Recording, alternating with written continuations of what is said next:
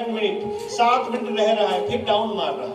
तो हम क्या करें प्यारे बच्चों, जिससे हमारी याद शक्ति बढ़ जाए, मन चंचलता दूर हो जाए, मन लग जाए।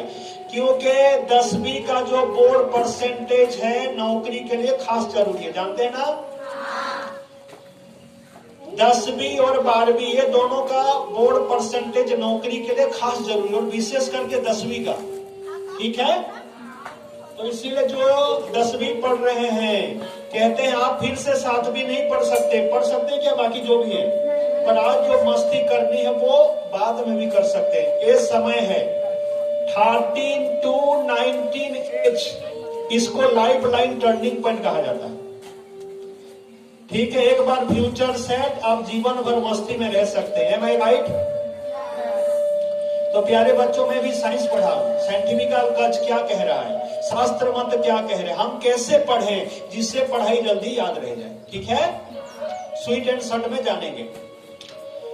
तो ध्यान रखना, कुछ बातें जिंदगी भर याद रह जाती है, सही बात है ना, और कुछ बातें हम पढ़ते पढ़ते सर पढ़ा रहे हैं भूल जाते हैं, होता है ना। तो हमारे मस्तिष्क में कैपेसिटी है, हम मरते दम तक याद रख सकते हैं, पर उसी मेथड से फ्री स्टडी लेसन नहीं कर पा रहे, होता है ना। पढ़ने की इच्छा है पर याद नहीं रह पाती, तो हम थोड़ा नर्वस हो जाते हैं। और जो विद्यार्थी नर्वस हो जाएंगे, डिप्रेशन में आ जाएंगे, टेंशन में आएंगे, फिर उनकी पढ़ाई याद नहीं। प्यारे बच्चों, ये जो मस्तिष्क का पिछले हिस्सा है इसको रिसीवर कहा जाता है, इधर से रिसीव होता है जो आप सुनते हैं, और सभी का यहाँ द लास्ट एनर्जी पॉइंट, सभी का राउंड रहता है देखना।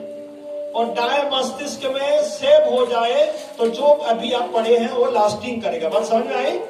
तो इसका कैसा हम डेवलप करेंगे, फ्री स्टडी लेसन के लिए मेथड क्या है वो जानना जरूरी है। तो पहले कह रहे हैं विज्ञानी साइंटिफिकल कज है कि जो बच्चे झुक कर बैठेंगे, क्योंकि रीढ़ की हड्डी में सबसे ज्यादा हड्डियां हैं, तो झुक कर बैठने से क्या होता है, सही ढंग से जो रिसीवर है रिसीव करके सेव नहीं कर पाता। तो रिक्वेस्ट ऑल ऑफ यू, सभी थोड़ा स्ट्रेट बैठना, ठीक है, पढ़ते समय खास, वरना आपको पढ़ रहे हो याद नहीं रख पाओगे। 5 घंटा पढ़ लिए पर याद नहीं रह पाए, कुछ लाभ हुआ क्या? पढ़ने का सार याद रखना, ठीक है।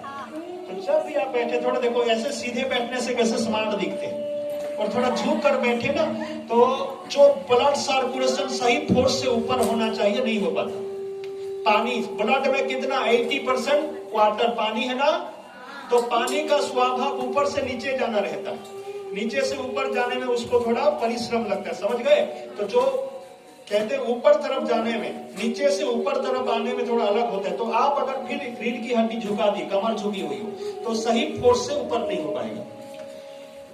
विश्व में 100 से ज्यादा महल का घर है ना, दीवार सीधी रहती है। दीवार अगर सीधी आप आसमान तक उठा सकते हैं, पर दीवार झुकी हुई हो, एक महल बनाने के पहले ही दीवार गिर पड़ेगी। तो आप स्ट्रेट बैठोगे, आपको महान होने में कोई नहीं रोक पाएगा। बात समझ में आई? दूसरा है, किसी के साथ हम बात करते हैं तो आप अनुभव करो, कभी पैर नहीं देखते, विशेष फेस देखते हैं, चेहरा, चेहरे में से दांत नहीं, 2 आंख। और कहते हैं ना मन लगा के पढ़ो, आगे परीक्षा आ रही है, कमर कस लो। तो मन है कहाँ?